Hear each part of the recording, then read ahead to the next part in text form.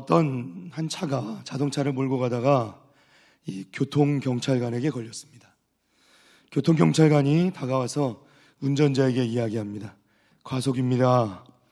운전하던 사람이 자기도 모르게 이렇게 말했습니다. 제가 술 한잔을 했더니 정신이 없었습니다. 그랬더니 교통경찰관이 그래요? 음주운전을 추가합니다.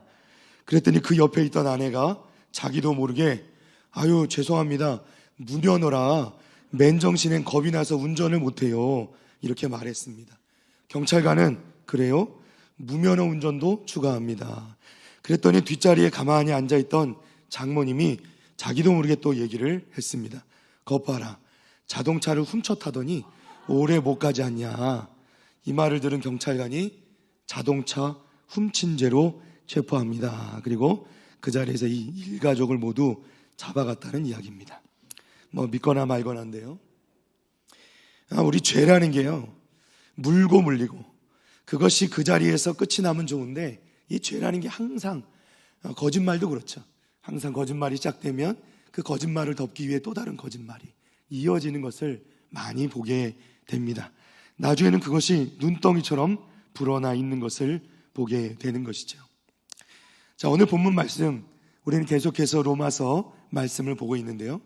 로마서 1장부터 시작해서 3장 초반부, 우리 지난주에 보았던 이 말씀에 이르기까지 계속해서 이야기하고 있는 내용에 대해서 오늘 말씀은 결론적인 내용을 담고 있습니다. 자, 앞에서 유대인이 율법을 받았고, 그렇죠? 그리고 그것을 그들이 알고 있다고 해서 의롭게 되는 것은 아니라 말씀드렸습니다. 그렇죠? 그리고 언약의 표징으로서, 언약의 백성의 표징으로 그들이 할례를 받았지만 그건 역시 그것에 합당한 삶을 살지 못할 때, 즉 약속의 삶을 살지 못할 때에 그들이 할례는 받았지만 결국 그들이 받은 그 할례가 무할례가 되어버렸다. 사도 바울은 이렇게 선언하고 있는 것이죠. 결국 바울은 자신이 의롭다고 자아 도취되어 있는 유대인들을 향하여서 그들의 실체를 적나라하게 보여주고 있는 것입니다. 오늘 본문 말씀을 한번 보겠습니다. 우리 9절 말씀 한번 보겠습니다. 자, 우리 9절 말씀 다 같이 한번 읽어보겠습니다. 시작. 그러면 어떠하냐? 우리는 나으냐? 결코 아니라. 유대인이나 헬라인이나 다 죄 아래에 있다고 우리가 이미 선언하였느니라. 아멘. 9절 말씀은 지금까지 그 사도 바울이 말한 것을 다시 한번 분명하게 정리해서 말씀하고 있습니다. 우리는 나으냐? 묻고 있죠. 몰라서 묻는 게 아닙니다. 이게 이제 당시 헬라 문화 아래에 있는 이 사람들의 수사법인데요. 질문을 통해서 깨닫게 하는 거죠. 네. 우리는 나으냐? 아니라는 걸 아는 거죠. 그렇지 않다는 겁니다. 바울도 결국 유대인이에요. 우리는 속에 바울도 들어가 있는 거죠. 유대인으로서 유대인의 문제를 드러내서 묻고 있는 겁니다. 이미 결론이 다 나와 있는 것을 반문하는 거죠. 우리는 나으냐? 결코 아니라 답도하고 있습니다. 결론은 유대인이나 또 헬라인으로 대표되는 이방인들이나 누구나 할 것 없이 결국 다 죄 아래에 있다고 우리가 이미 보았지 않느냐, 이 말씀을 하고 있는 것입니다. 이 말씀을 원래 원어로 보면요, 사도 바울이 이 죄라는 단어, 우리는 모두 죄라고 읽지만 이 죄라는 단어를 사용할 때 그 상황에 따라서 굉장히 다양한 단어를 사용하는 특징을 이 사도 바울의 글은 가지고 있습니다. 특별히 여기서 죄 아래에 있다라고 얘기할 때에 이 죄에 해당하는 단어는 하마르티아라는 단어인데요, 특별히 여기서는 그것도 단수로 사용합니다. 그러니까 복수로 사용하는 게 아니라 단수로 사용했다는 거예요. 복수로 사용할 경우에 이 하마르티아라는 단어는 우리가 짓는 죄들, 여러 가지 죄들을 의미하는 단어입니다. 그런데 이렇게 오늘 말씀처럼 하마르티아를 단수로 사용하면 이것은 개개인의 죄를 의미하는 것이 아니라 이 죄의 권세를 얘기하는 거예요. 이 죄의 세력, 죄의 힘을 얘기하는 것입니다. 즉, 그러니까 이 말씀은 무슨 얘기냐면 유대인이나 헬라인이나 다 죄의 권세 아래, 죄의 세력 아래 있다고 우리가 이미 선언했다 말씀하는 거예요. 결국 무슨 말씀이냐면 유대인이나 이방인이나 우리 유대인이나 또 다른 이방인이나 우리 모두가 다 죄의 그 권세 아래서 종노릇하고 있다는 거예요. 그게 우리 현실이라는 거예요. 지금 사도 바울은 그 얘기를 말씀하고 있는 거예요. 사랑하는 성도 여러분, 우리도 다르지 않죠? 우리도 이방인입니다. 유대인들은 아니죠. 이 중에 혹시 유태인이 계시면 제가 죄송하지만 대부분은 우리는 이방인이죠. 우리는 이방인으로서 더군다나 우리는 하나님께 선택받은 민족도 아니었습니다. 또 우리의 삶 가운데 지금도 여전히 우리의 모습을 돌아볼 때 죄인된 모습이 있음을 우리는 고백하지 않을 수가 없는 것이죠. 죄의 권세 아래 종노릇하던 우리의 모습을 우리는 고백하지 않을 수가 없는 것입니다. 그리고 이제 바울은 본 주제, 즉 그야말로 유대인, 이방인 통틀어서 인간, 즉 온 인류의 죄의 문제로 돌아와서 결론을 내리게 됩니다. 바울 사도는 사실 로마서를 시작하면서부터 하고 싶은 말이 있었어요. 이것은 유대인 그리스도인들이나 헬라인이면서 그리스도인이 된 사람들이나 모두 동일하게 다 해당되는 말입니다. 바울 사도는 그럼에도 불구하고 지금까지 꾹 참고 여기까지 온 것이, 그리고 그렇게 참았던 말을 이제 선포하게 됩니다.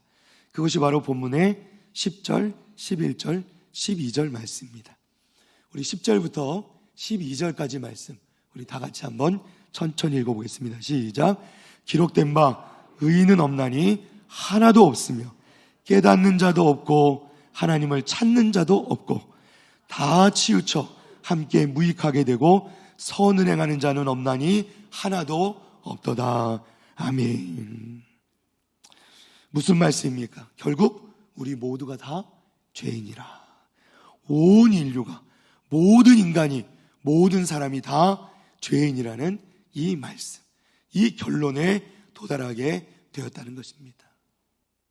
그 중에서도 바울 사도는 특별히 자신의 동족인 유대인들을 향하여서 그들이 자존심 때문에, 유태인이라는 자존심 때문에 이 분명한 진실을 거부할까봐 그것을 걱정하여서 1장과 2장 그리고 3장의 앞부분에 이 모든 변론을 거쳐서 조심스럽게 여기까지 온 것입니다.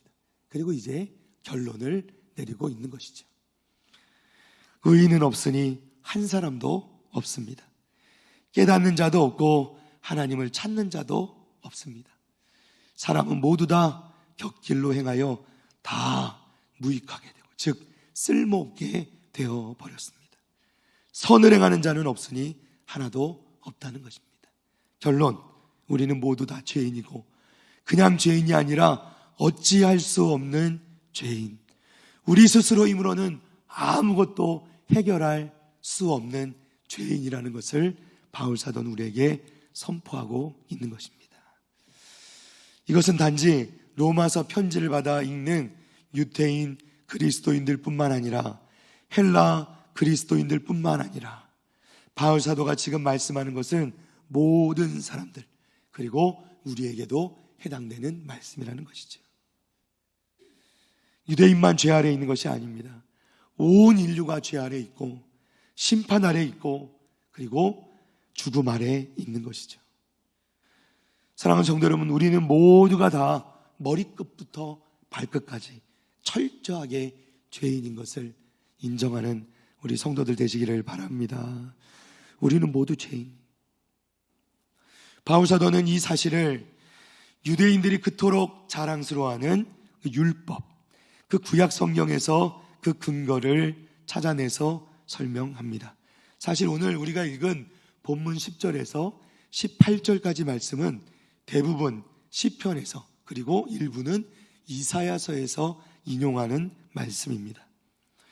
사실 기본적으로 바울 사도도 그랬지만 바리새인들은 모세오경을 다 외워야 했습니다. 그러니까 말씀에는 아주 능한 사람들이죠. 지금의 우리와는 비교도 되지 않습니다. 평생, 그리고 그 모세오경을 그 토라라고 얘기하는 그 모세오경 율법에 하나도 범하지 않겠다고 서원하는 사람들이 바리새인들이에요. 또한 바울은 심지어는 오늘 말씀해 보듯이 이러한 시편, 또 해당되는 이 시가서나 또는 이사야서가 해당되는 예언서, 그러니까 어찌 말하면 구약 성경 전체를 다 알고 있고 통달한 사람이었다고 우리가 볼 수 있는 것이죠. 당시의 바리새인들이 많이 그러했고요, 당시의 율법학자들이 그러했습니다.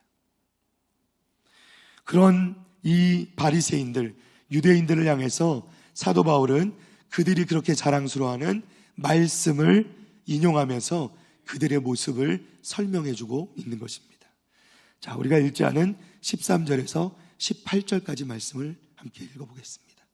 13절 말씀부터 봅니다. 다 같이 읽어봅니다. 시작. 그들의 목구멍은 열린 무덤이요 그 혀로는 속임을 일삼으며 그 입술에는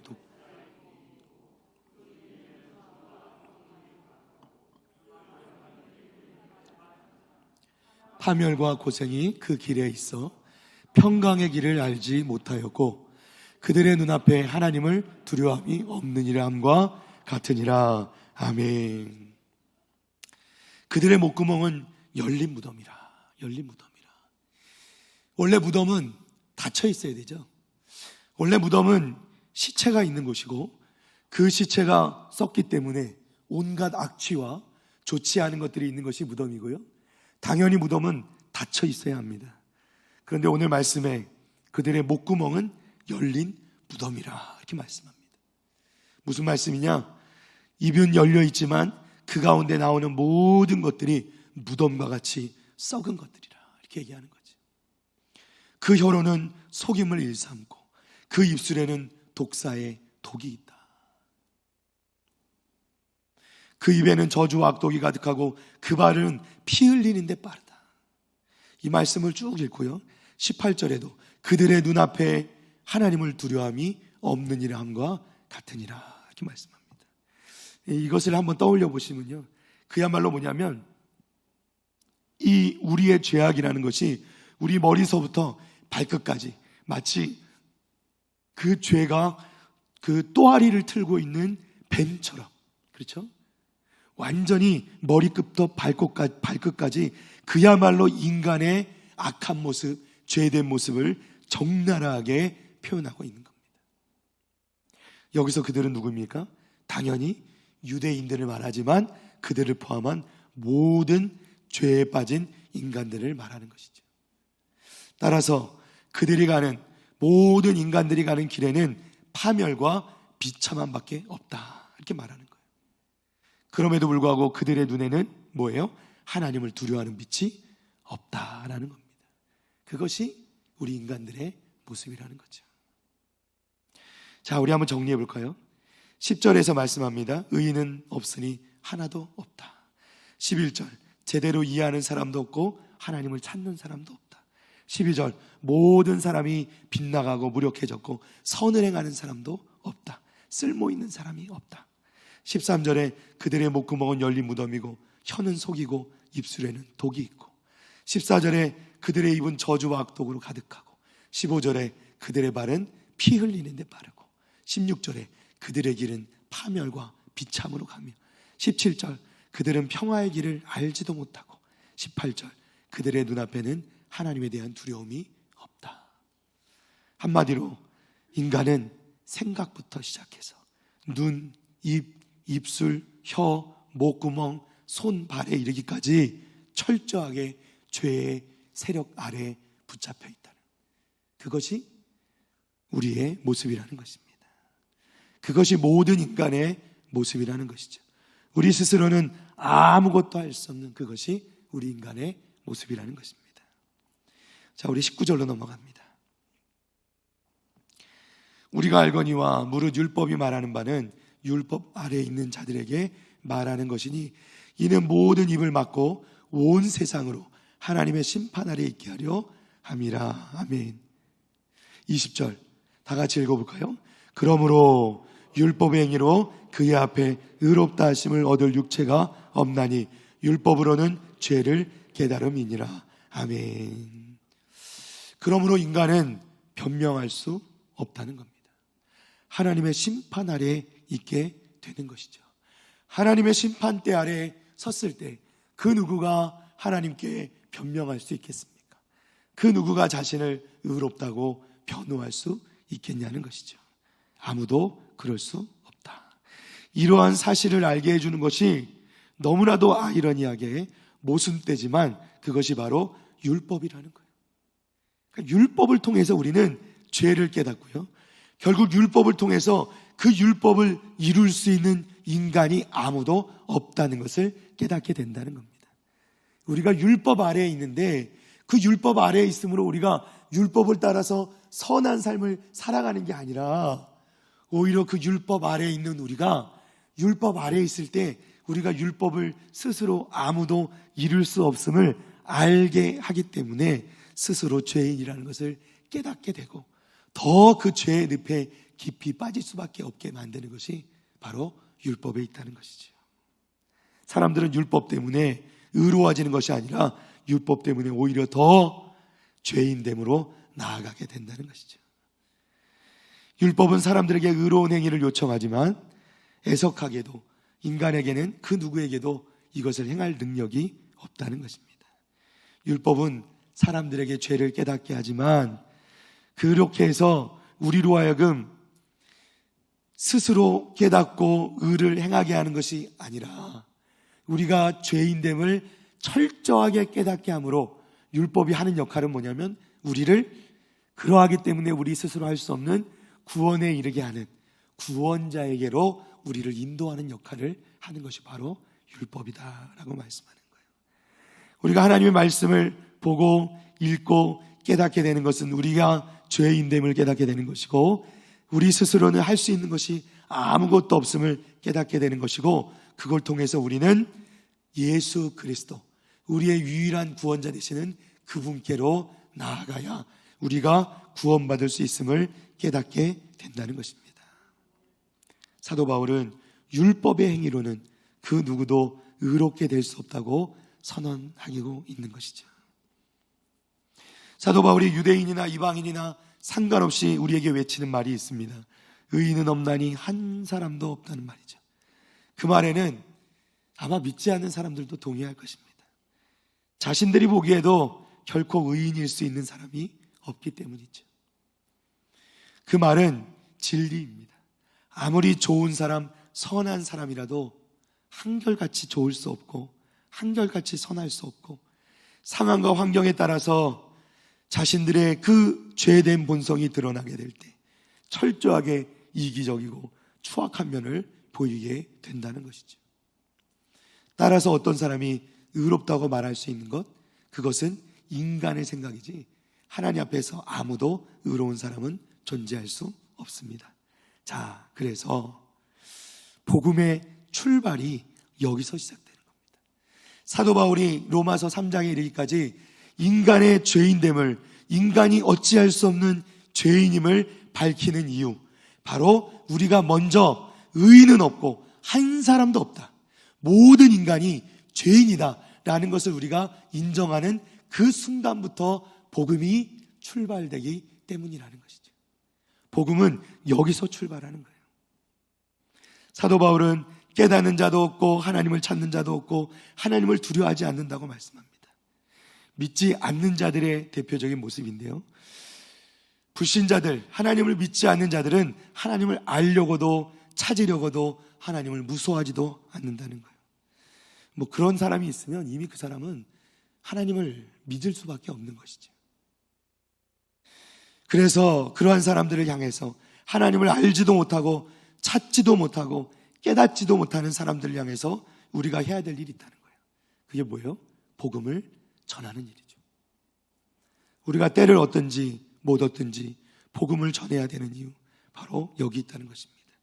그런데 여기 또 한 가지 의미 있는 것이 있는데요, 우리가 복음을 전할 때 중요한 포인트가 되는 것이 있는데 바로 나도 죄인이라는 간증이 있어야 된다는 거예요.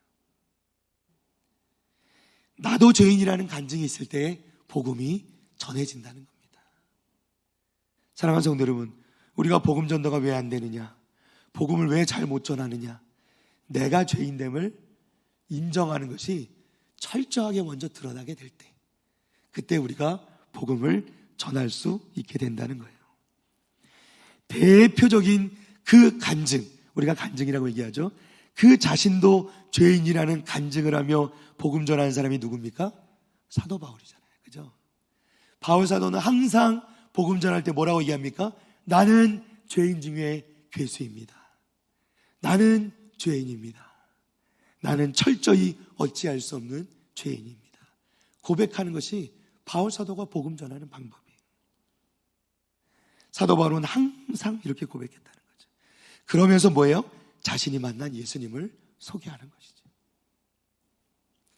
사랑하는 성도 여러분, 그냥 모두가 죄인, 이것이 복음의 출발입니다. 이유가 없습니다. 조건이 없습니다. 그냥 우린 다 죄인입니다. 이것이 복음의 출발이에요. 어떤 예외도 없습니다. 우리 따라서 해볼까요? 그냥 모두가 죄인입니다. 하나님, 제가 죄인입니다. 사실은 이 결론을 얘기하려고 사도 바울이 그토록 긴 이야기를 해온 것이라는 것이에요. 말씀을 정리할까 합니다. 우리가 오전 말씀에서요, 구원열차 이야기를 했습니다. 구원열차가 출발하는 역이 있어요. 그 역이 어딜까요? 죄인이라는 역입니다. 모든 구원열차는 죄인이라는 역에서 출발하는 거예요. 거기 가야 탈 수 있습니다. 중간 쉬는 역이 없어요. 그 기차 올라타면요, 그 구원열차는 어디까지? 하나님 나라까지, 천국까지 그냥 가는 겁니다. 중간에 내리기 없습니다. 중간에 내릴 수 없습니다. 하나님께 붙잡히만 되면 끝까지 가는 거예요. 그 대신 출발점은 어디라고요? 죄인이란 역에서 출발합니다. 중간에 탈 수 없습니다. 사랑하는 성도 여러분, 우리 모두 죄인이었음을 믿으시기를 바랍니다. 그 죄인이란 곳에서 시작해서 예수 그리스도께서 우리의 모든 죄를 담당하시고 우리를 구원해 주신 것이죠. 우리는 예수 그리스도를 믿음으로 구원을 얻게 된 것입니다. 죄인이었던 우리가 생명으로, 사망 가운데 죽을 수밖에 없었던 우리가, 죽었던 우리가 생명으로, 영원한 생명으로 옮겨지게 된 것을 여러분 믿으시기를 바랍니다. 알래스카의 에스키모인들의 사냥법 중에 특별히 한 가지가 유명한 사냥법이 있죠. 알래스카 에스키모들은 사냥을 하는데 굉장히 어려움을 많이 겪는다고 합니다. 너무 추우니까 바깥 활동이 쉽지 않은 것이죠. 그래서 이 에스키모인들이 특별히 늑대를 사냥하는데, 이 늑대를 사냥하는 기발한 방법을 생각해내고 이것을 사용한다고 합니다. 원래 그 피에 굶주린 늑대라는 말이 있죠. 죄송합니다. 이 늑대가 피를 그렇게 좋아한다고 하더라고요. 이 피를 좋아하는 늑대가 이 피냄새 아주 예민하겠죠. 원래 늑대라는 동물이 후각이 엄청나게 발달돼서 굉장히 먼 거리에 있는 이 피냄새도 받고, 이 또 사냥 대상이 되는 그것도 금세 찾아서 잘 쫓아간다고 합니다. 자, 그런데 이 늑대가요, 먹이를 찾을 때도 이 후각을 사용하는데, 에스키모인들이 이 늑대의 습성을 이용해서 늑대를 잡는 거예요. 먼저 양날, 아주 날카롭게 갈아진 양날 칼을 면도날처럼 그야말로 잘 들게 갈아서 여기에 먼저 이 동물의 피를 흠뻑 묻힌다고 합니다. 그리고 이 피를 묻힌 이 면도날을 그대로 얼리는 거예요. 그러면 자, 안에는 양날 칼, 아주 날카로운 면도날처럼 잘 갈린 칼이 있고요, 그 주위에 뭐가 있어요? 피가 얼어져 있는 거예요. 자, 이것을 바깥에다가 한 곳에 늑대들이 잘 다니는 길에 그것에 마치 고기 모양처럼 만들어서 딱 박아놓는 거예요. 고정을 시켜놓는 거예요. 그러면 늑대가 멀리서도 이 냄새를 맡게 되는 것이죠. 이 원래 후각이 예민한 이 늑대들이요, 정말 이것을 찾아내는 것은 너무 쉬운 일이고요. 그리고 이것을 코앞에다 두고서 그야말로 막 이 피냄새가 진동을 하는데 그것을 가만둘 수 없는 것이죠. 그러니까 이 늑대들이 당장에 달려들어서 한두 마리가 이 피가 얼어져서 되어 있는 그 칼을 핥기 시작합니다. 처음에 핥으면요, 정말 그야말로 기가 막히게 늑대가 좋아하는 그 고소하고 좋은 냄새에, 피냄새에 계속해서 그 피를 핥기 시작하는 거죠.